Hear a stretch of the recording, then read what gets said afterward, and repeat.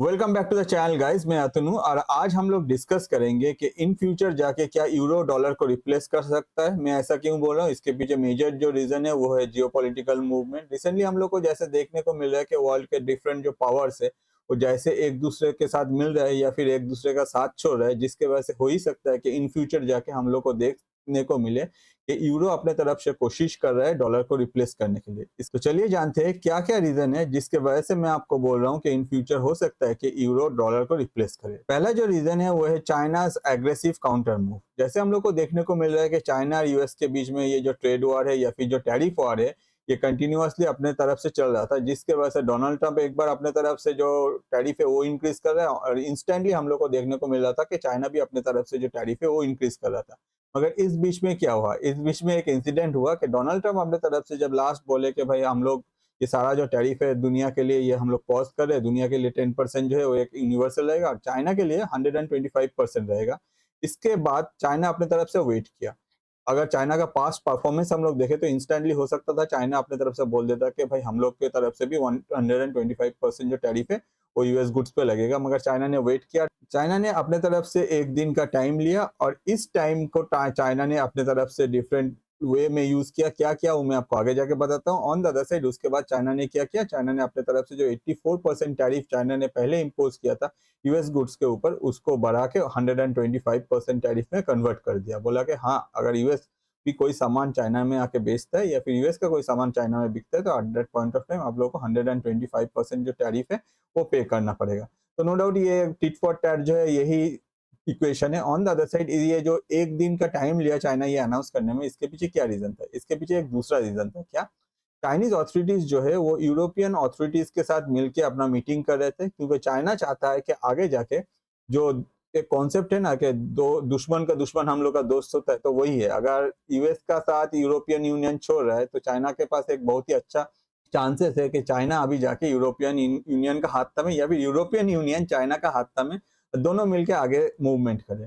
तो चाइना का जो मीटिंग हुआ यूरोपियन यूनियन के साथ, उन लोगों का जो कुछ डिसीजन था वो लिया गया, जिसमें एक पहला जो डिसीजन है कि चाइनीज जो इलेक्ट्रिक व्हीकल्स है उनमें यूरोपियन यूनियन पहले से अपने तरफ से 45% टैरिफ जो है वो इम्पोज करके रखा है। तो चाइना ने कहा कि भाई ये 45% जो टैरिफ है ये आप लोग हटाओ, क्योंकि 45% टैरिफ बहुत ज्यादा है, ये हो नहीं सकता। तो इसको कैसे रिप्लेस किया जाए? तो इसको रिप्लेस करने के लिए हो सकता है कि वो लोग कोई ट्रांसपेरेंट प्राइसिंग मैकेनिज्म लाए, जिससे आगे जाके ये 45% जो टैरिफ है ये चाइनीज व्हीकल में ना लगे या फिर ईवी पे ना लगे जब वो यूरोपियन मार्केट में बेचने जाए। On the other side Chinese goods का जो एक्सेस है, चाइना चाहता है कि ये गुड्स जो है वो यूएस में तो अभी बिकने से रहा, अब ये गुड्स वो लोग जो प्रोडक्शन करे कहाँ बेचेंगे। तो चाइना चाहता है कि यूरोपियन मार्केट को खोल दिया जाए ओपनली और ये टैरिफ का भी जो झमेला है ये इस लेवल पे ना रहे और यूरोपियन मार्केट में चाइना अपना जो प्रोडक्ट है वो ओपनली बेच पाए। जिसके बदले यूरोप को क्या चाहिए? यूरोप को भी चाहिए पैसा। क्यों? क्योंकि यूरोप को चाहिए अपना डिफेंस को ग्रो करने के लिए, और चाइनीज का जो एक्सेस अमाउंट है, चाइनीज के पास जो एक्सेस अमाउंट है वो अमाउंट अगर चाइना वहां इन्वेस्ट करता है या फिर यूरोप को हेल्प करता है तो आगे जाके चाइनीज गवर्नमेंट को ऑथोरिटी मिलेगा यूरोप में अपना जो प्रोडक्ट है वो सेल करने के लिए। तो ये जो मीटिंग था इसके वजह से ही चाइनीज गवर्नमेंट अपने तरफ से वेट किया और उसके बाद जाके यूएस के अगेंस्ट में डायरेक्ट बोल दिया कि भाई आप लोग अगर 125% टैरिफ इम्पोज करते हो तो हम लोग भी वही सेम कर रहे हैं। तो अब जानते हैं चाइना और यूरोप का जो नया अलायंस बन सकता है उसको लेके। अगर प्रेजेंटली देखा जाए एक ऐसा सिचुएशन है जिसमें चाइना को चाहिए मार्केट अपना प्रोडक्ट सेल करने के लिए, on the other side Europe को चाहिए एक ऐसा अलाई जो यूएस के अगेंस्ट में हो, साथ ही साथ यूरोप को फाइनेंशियली हेल्प करे, क्योंकि यूरोप को अभी अपने तरफ से अपना जो डिफेंस मैकेनिज्म है वो ग्रो करना है जितना जल्दी हो सके, क्योंकि हो सकता है कि आगे जाके हम लोग देख सकते हैं कि यूरोप जो है वो यूएस के अगेंस्ट में खड़ा हो, जिसमें यूरोप का डिफेंस मैकेनिज्म को बहुत ही जरूरत है। नो डाउट ये दोनों को ही एक दूसरे का साथ चाहिए। एक को अपना सामान बेचना है, अपने एक्सेस जो पैसे वो कहीं इन्वेस्ट करना है जहां वो आगे जाके अपना जो दबदबा है वो बढ़ा पाए। ऑन द अदर साइड दूसरे को चाहिए पैसा, वो अपना जो डिफेंस मैकेनिज्म है उसको ग्रो करना है। तो हम लोग उम्मीद कर सकते हैं कि बहुत जल्दी हम लोग को देखने मिल सकता है कि ये दोनों जो है मतलब चाइना और यूरोप जो है ये एक दूसरे के साथ एक बहुत ही अच्छा फ्रेंडशिप शेयर करे और एक दूसरे के साथ मिलके आगे यूएस के अगेंस्ट में खड़ा हो। यूएस के अगेंस्ट में अगर खड़ा होना है तो नो डाउट एक बहुत ही बड़ा इकोनॉमिकल सपोर्ट चाहिए या फिर एक बैकबोन चाहिए। और अगर हम लोग देखें जो ग्लोबल मार्केट है या फिर ग्लोबल बॉन्ड है वो सबसे एक इम्पोर्टेंट पार्ट रखता है। तो अकॉर्डिंग टू फोर्ब्स चाइना ने अपने तरफ से जो यूएस ट्रेजरीज है उसको डंपिंग करना स्टार्ट कर दिया है। तो अगर देखा जाए यूएस से पैसा जो है वो निकलना स्टार्ट कर लिया है, और वो स्टार्ट करके कहाँ मूव करे, मेनली जो यूरोपियन एसेट्स है या फिर जर्मन बॉन्ड्स जो है उसके तरफ। तो ये अगर देखा जाए ये एक तरह से यूरोप को भी एक सपोर्ट कर प्रोवाइड करता है। अदर साइड अगर हम लोग पास्ट में देखें तो हम लोग हमेशा जानते हैं कि यूएस ट्रेजरीज को हमेशा सेफेस्ट फाइनेंशियल एसेट माना जाता है इस दुनिया में।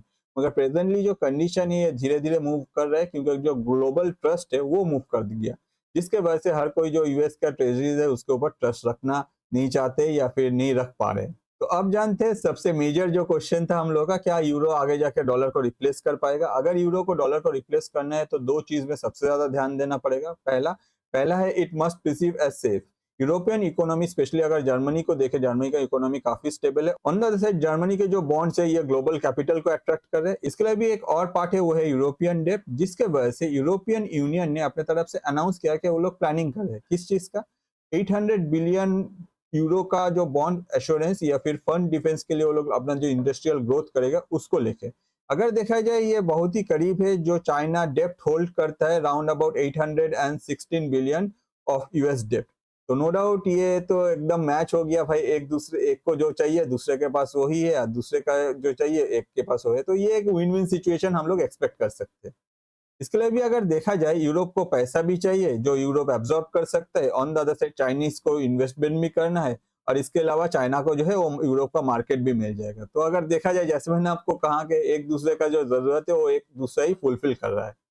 तो अब जानते हैं जियोपॉलिटिकल एंगल। जब से यूक्रेन वॉर स्टार्ट हुआ था उसके बाद से दुनिया दो पार्ट में डिवाइड हो गया था। कुछ कंट्रीज थे जो न्यूट्रल थे, ऑन द अदर साइड ज्यादातर कंट्रीज जो है वो ऑब्वियसली रशिया के अगेंस्ट में थे। इसी टाइम में एक चीज हम लोग को देखने को मिला कि रशिया और चाइना का जो बॉन्ड है वो ग्रो किया था, मगर प्रेजेंटली जो सिचुएशन है जब से डोनाल्ड ट्रंप आया है तब से सिचुएशन काफी अलग हो गया। एक एक डोनाल्ड ट्रंप क्या है, डोनाल्ड ट्रंप डायरेक्ट रशिया से कांटेक्ट कर रहे हैं। On the other side European union को डोनाल्ड ट्रंप पहले जैसा भाव नहीं दे रहा था जो बाइडेन का गवर्नमेंट दे रहा है।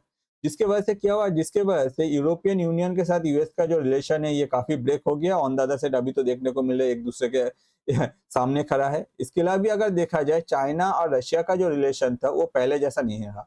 क्यों? क्योंकि चाइना के साथ अभी यूरोपियन यूनियन का जो रिलेशन है ये ग्रो कर रहे, on the other side US के साथ रशिया का जो रिलेशन है वो ग्रो कर रहे। और यूक्रेन का जब निगोशिएशन टेबल में उस टाइम में यूएस ने कभी भी यूरोपियन यूनियन को उतना ज्यादा भाव नहीं दिया, जिसके वजह से यूरोपियन यूनियन भी ट्रंप से उतना ज्यादा खुश नहीं है। तो नो डाउट अगर देखा जाए ये जो जियोपॉलिटिकल एंगल ग्रो कर रहा है इससे आगे हो ही सकता है कि एक साइड में यूएस डॉलर रहेगा, दूसरा साइड में चाइना के बैकअप में यूरो रहेगा, जिसके वजह से एक दूसरे के सामने खड़ा होने का कोशिश करेगा। ये सब देखते हुए चाइना ने अपने तरफ से डिप्लोमेटिक वार्निंग जो है वो ऑलरेडी इशू कर दिया है। चाइना का क्या कहना है, चाइना का कहना है ये जो टैरिफ का जो गेम ट्रंप इतना दिन से खेल रहा है या फिर जो भी चल रहा है ये अगर देखा जाए ये एक violation of international economic rules है। इसके अलावा भी अगर देखा जाए चाइना को बुली किया जा रहा है और ये एक थ्रेट है ग्लोबल स्टेबिलिटी के लिए। On the other side China का क्लीन एंड क्लियर जो वार्निंग मैसेज आया है उस पर चाइना कह रहा है कि we will fight to the end, we will not sit with folded hands.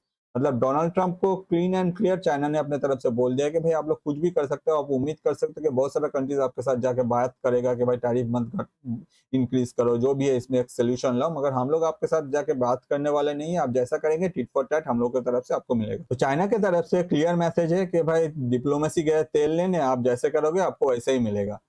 तो ये सब सुन के आप पूछ ही सकते हैं कि भाई चाइना जो इतना अपने आपको पावरफुल शो कर रहा है, चाइना के साथ कौन कौन स्टैंड करे। चाइना चाहता था कि दुनिया में हर कंट्रीज एक्सेप्ट यूएस उसके साथ स्टैंड करे, मगर प्रेजेंटली जो रिलेशन है रशिया के साथ, on the other side Russia तो इस गेम में है ही नहीं, क्योंकि रशिया के ऊपर कोई टैक्सेशन या फिर कोई टैरिफ बैठा ही नहीं। क्यों? उसके पीछे मेन रीजन है कि भाई रशिया के ऊपर इतना सारा जो सैंक्शन है वो ऑलरेडी पहले से यूएस इम्पोज करके रखा है, जिसमें रशिया ये गेम में उतना बड़ा कोई प्लेयर नहीं है। ऑन द अदर साइड जो बाकी कौन बचा, बाकी बचा ये इंडिया या फिर ऑस्ट्रेलिया या फिर बाकी सारा कंट्रीज एक्सेप्ट यूएस के अगेंस्ट में खड़ा है। अब यूएस तो नहीं आएगा ऑब्वियसली। तो ये सारे कंट्रीज में जब चाइना ने अपने तरफ से इंडिया और ऑस्ट्रेलिया को अप्रोच किया तो इंडिया और ऑस्ट्रेलिया ने क्लीन एंड क्लियर बोल दिया कि भाई हम लोग आपके साथ ये सब जो आपका गेम है उसमें हम लोग इसमें नहीं आते, हम लोग अपना जो करना है वो हम लोग अपने आप समझ लेंगे। On the other side China ने फिर किसको अप्रोच किया, दुश्मन का दुश्मन उसका प्यारा दोस्त होता है, वो है यूरोपियन यूनियन। इसीलिए चाइना के साथ प्रेजेंटली अगर कोई स्टैंड ले रहा है वो है यूरोप के कंट्रीज या फिर यूरोपियन यूनियन। और आगे जाके हो सकता है कि ये जो रिश्ता है ये और भी मजबूत हम लोग को देखने को मिले। तो जैसे मैंने आपको कहा कि ये एक विन विन सिचुएशन है, एक को जो जरूरत है वो दूसरे के पास है और दूसरे को जो जरूरत है वो पहले के पास है। तो यही रीजन है जिसके वजह से इन फ्यूचर हम लोग को देखने को मिल सकता है कि यूरोपियन यूनियन और चाइना जो है एक दूसरे के बहुत ही करीब आ जाए और वो लोग अपने तरफ से एक फाइनेंशियली स्टेबल होना स्टार्ट कर दे, या फिर अपने तरफ से और भी फाइनेंशियली पावरफुल होगा जो आगे जाके डॉलर के अगेंस्ट में स्टैंड लेने का कोशिश करेगा। तो मेजर कुछ क्वेश्चन इसमें अराइज करता है। पहला जो क्वेश्चन है, क्या यूरो सच में ग्लोबल करेंसी बन सकता है, और दूसरा जो क्वेश्चन है कि अगर ऐसा होता है तो डॉलर का क्या होगा। आपका जो कमेंट है वो मैटर करता है, प्लीज कमेंट कीजिए। आपको क्या लगता है कि दुनिया में डॉलर जो इतना सालों से चले आ रहे हैं इसको अचानक से यूरो रिप्लेस कर देगा सिर्फ चाइनीज सपोर्ट के वजह से। ऑन द अदर साइड अगर ये सब होता है तो यूएस तो छोड़ने वाला नहीं है, यूएस भी अपनी तरफ से कुछ स्टेप लेगा। क्या स्टेप लेगा, कमेंट कीजिए और आपका जो भी सोच है वो हम लोग को भी समझने का मौका दीजिए। होपफुली ये वीडियो आपको अच्छा लगा। अगर ये वीडियो आपको अच्छा लगा तो हम लोग के पास दो चैनल है, द फैक्ट्स बेन और द फैक्ट्स बेन इंटरनेशनल, आप दोनों ही में जा सकते हैं। दोनों चैनल में बहुत सारे इंटरेस्टिंग टॉपिक में बहुत सारे वीडियोस आपको मिल जाएगा। जो वीडियो आपको सबसे अच्छा लगता है मैं आपको रिक्वेस्ट करूंगा आपके लाइफ में जो स्पेशल पर्सन है उनके साथ शेयर कीजिए, क्योंकि इससे क्या होता है आपका जो सोच है आपको क्या अच्छा लगता है उन तक पहुंचता है।